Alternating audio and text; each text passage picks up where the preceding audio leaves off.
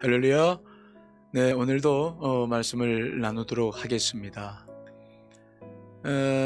우리가 인생을 살아갈 때 우리는 두 세계에 속해져 있죠. 하나는 눈에 보이는 현실 세계죠. 그런데 또 하나의 세계는 눈에 보이지 않는 영의 세계입니다. 우리는 두 세계에 속해 있어요.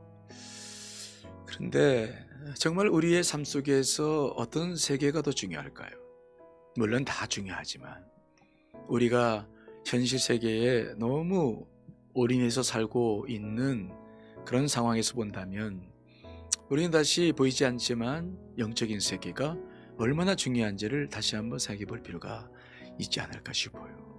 지금 코로나 상황이지 않습니까? 코로나는 보이지 않아요. 보이지 않는 것이 전 세계 사람들에게 영향을 미치고 있잖아요. 보이지 않는 것이 보이는 세계를 지배한다는 거 우리는 지금 코로나 상황 속에서 경험하고 있어요. 그래서 우리가 이 성경 속에서 모든 것을 살필 때 이런 관점으로 우리의 삶을 좀 볼 필요가 있죠. 오늘 본문에 나와 있는 아하스 이야기죠. 이사야가 하나님으로부터 영적 경화 현상을 일으켜라 특별한 사명을 받은 지 14년 만에 일어난 일인데, 그때 이 아하스 왕이 남유다를 통치했었죠.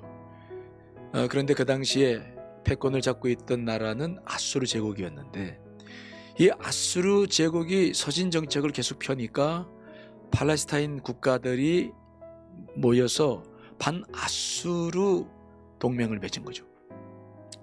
그때 도왔던 나라가 애굽이었어요. 애굽은 아직 그때만 해도 아수르와 대적할 만큼 큰 제국은 아니었어요.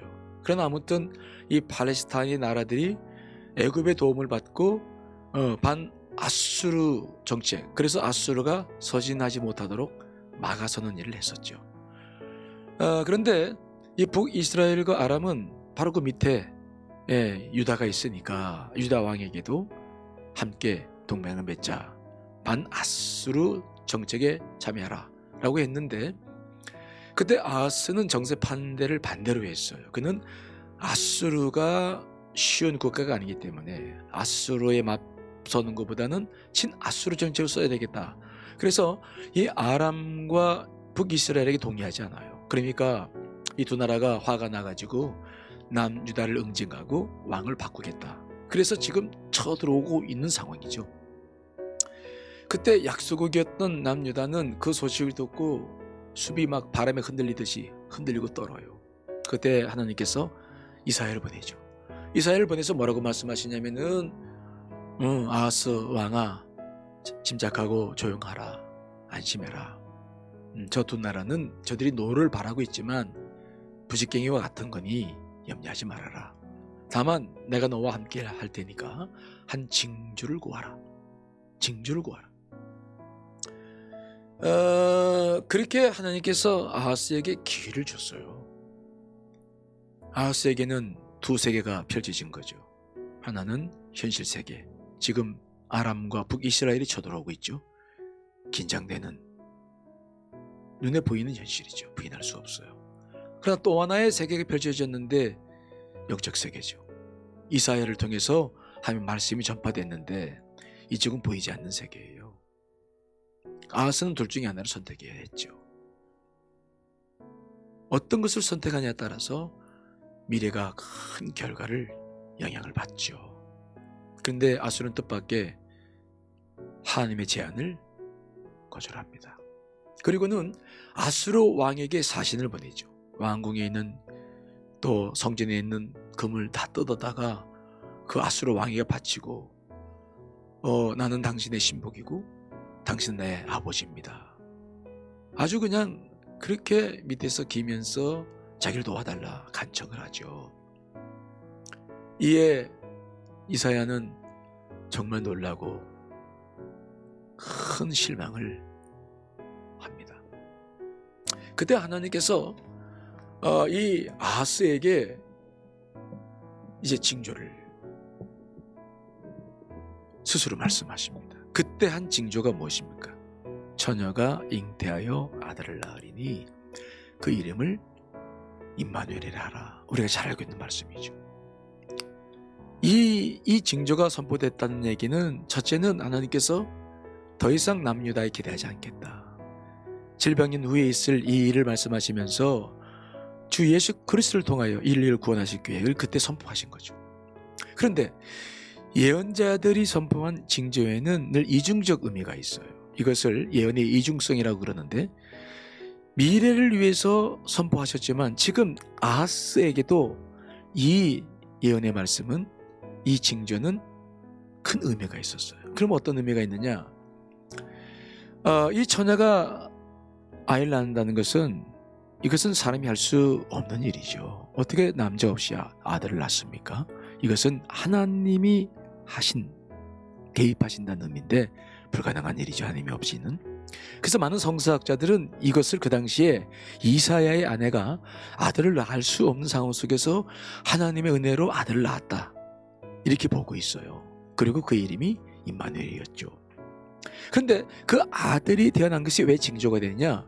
그 아들이 태어나서 악을 버리고 선을 선택할 때까지, 쉽게 말하면 그 나이가 한 12세에서 14세로 그동안 보고 있었는데, 그 아들이 태어나서 그쯤 되기 전에 두 가지 일이 벌어집니다. 첫째는 북이스라엘과 아람, 남유다를 쳐들어왔던 두 나라가 멸망할 것이다 라고 예언되고 있고요. 그 다음에 그 두 나라가 멸망한 다음에 하나님은 아하스가 불려들였던 아수르에 의해서 이제 이 남유다가 징벌받을 것을 예언하신 거예요. 이것이 역사적으로 그대로 이루어졌어요. 놀라운 일이죠. 우리가 여기서 보는 것은 무엇입니까? 왜 아하스는 왜 하나님을 믿으면서도 그 하나님의 징조를 구하지 못했을까? 안타깝습니다. 그는 하나님을 무시하고 눈에 보이는 돈과 힘을 선택을 하고, 그것 때문에 오히려 징벌을 받는 역사가 오늘 기록되고 있는 거예요. 여러분, 우리는 두 세계에 속해 있어요. 지금도 마찬가지입니다.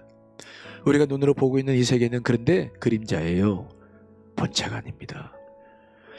만일 우리가 이 그림자와 같은 현실의 문제를 해결하려면 영적인 세계가 움직여야 됩니다. 하나님이 움직이셔야 돼요. 그러므로 우리는 이 아하스와 같은 죄를 더 이상 범해서는 안 됩니다. 여러분, 하나님을 꼭 기억하세요. 우리 주님께서도 뭐라고 말씀하셨냐면은, 너희가 겨자씨만한 믿음만 있어도 산을 명하여 이리에서 저쪽으로 옮길 수 있다라고 말씀하셨죠. 그 말의 의미는 뭡니까? 산은 우리가 살면서 경험하는 정말 큰 장애물인데 이거 우리 힘으로 못해요. 사람들이 삽들고 해봐야 소용이 없어요. 그러나 방법이 있는데, 우리의 믿음이 겨자씨만큼만 된다 할지라도 기도해서 하나님을 움직이면 문제 해결된다는 거죠. 산을 움직일 수 있다고 하신 말씀이 그 의미예요. 때문에 우리는 두 세계에 살고 있다는 것을 기억하시고, 먼저 영의 세계를 정말 내가 관심을 갖고 주님과 교제하면서 그 영의 세계의 본체를 움직여야 된다. 그림자가 아니라 본체를 움직여야 그림자가 움직인다는 사실을 깨닫고, 보이지 않는 영의 세계 속에서 우리는 살아가야 한다. 그렇게 결단을 좀 하시면서 여러분, 더 주 앞에 기도하며 하나님의 뜻대로 모든 것을 이루어 나갈 수 있는 그러한 준비된 여러분들이 되시기를 간절히 축원합니다. 아멘.